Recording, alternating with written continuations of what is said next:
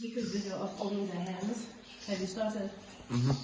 So what I've done here, basic ingredients. It's a mini snack for us here, the team.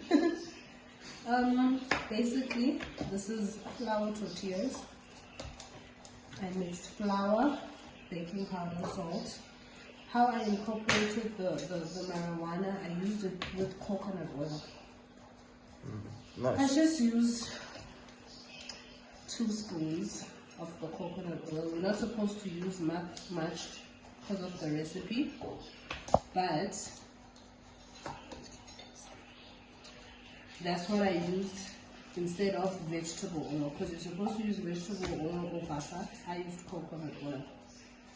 And then on the pan there, I have a non-stick pan, but just to enhance the weed,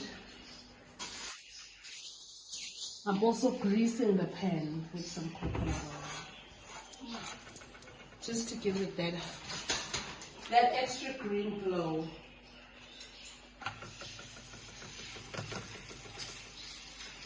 Then bottle start to form at the top, showing that the bottom is almost there. And that's it.